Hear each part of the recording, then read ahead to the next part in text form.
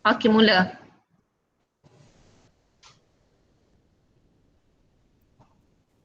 Assalamualaikum, kami dari kumpulan 2 ingin memberitahukan tentang perkembangan teknologi kimia. Okey, yang pertama, sejarah awal teknologi kimia. Sejarah awal teknologi kimia bermula tarikh awal bermula teknologi kimia amat sukar ditentukan kerana rekod sejarah purba terawal telah menunjukkan manusia zaman itu mempunyai sedikit pengetahuan atau ilmu tentang teknologi kimia iaitu penggunaan bahan kimia dan pemprosesan bahan kimia, walaupun bilangan bahan kimia dihasilkan jauh lebih kecil daripada industri kimia moden. Kebanyakan bahan kimia yang dihasilkan pada zaman purba digunakan untuk kehidupan seharian seperti untuk makanan, pakaian dan perumahan serta untuk kegunaan masyarakat yang lebih canggih. Antara contoh bahan kimianya ialah fermentasi. Proses fermentasi merupakan proses biokimia yang diketahui oleh hampir semua tamadun purba untuk menghasilkan cuka atau asid asetik dengan fermentasi gula. Bahan pewarna. Bahan pewarna digunakan untuk lukisan dan untuk pewarnaan kain juga merupakan bahan kimia purba yang paling penting. Selain itu, Perbuatan garam dalam bentuk yang hampir tulen merupakan bahan kimia purba terawal yang dihasilkan oleh teknologi amat rendah iaitu pengeringan air laut dan penggalian batu garam. Selain itu, kaca dihasilkan oleh teknologi kimia purba terawal. Kaca dibuat dengan memanas campuran soda dan pasir sehingga terlebur dan menyejukkan perlahan-lahan. Akhir sekali, seramik. Seramik atau bika juga seperti kaca merupakan antara bahan hasil teknologi purba terawal. Secara negatif dan positif tentang teknologi kimia. Negatif.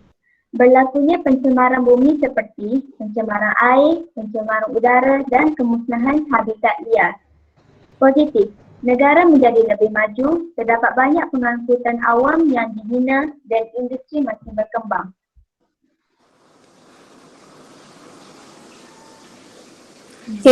Perkembangan teknologi kimia pada masa kini. Permulaan dan perkembangan kimia pada masa kini, chemistry atau dipanggil kimia, merupakan cabang sains yang berkenaan dengan komposisi, struktur dan ciri jirim dan juga perubahan yang dialami oleh jirim tersebut apabila didedahkan kepada jirim yang lain ataupun ketika berlaku perubahan keadaan fizikal di sekeliling jirim tersebut.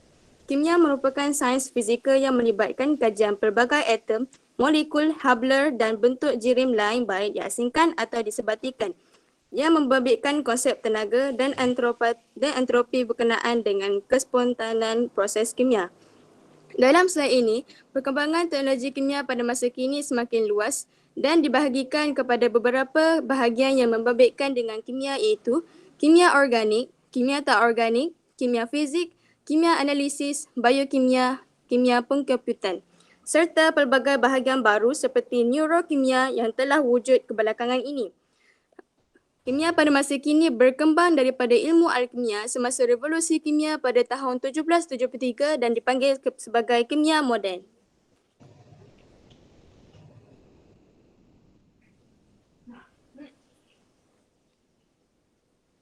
Cara mengatasi kesan negatif teknologi kimia.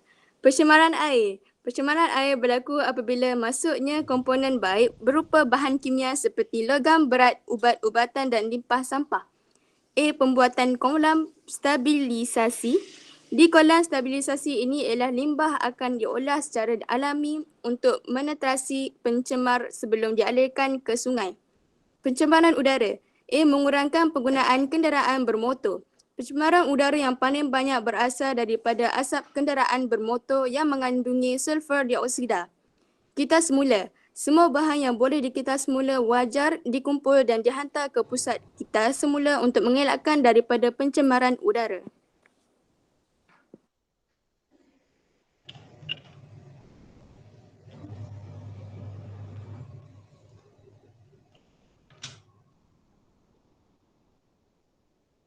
Itu sahaja daripada kami. Sekian, terima kasih.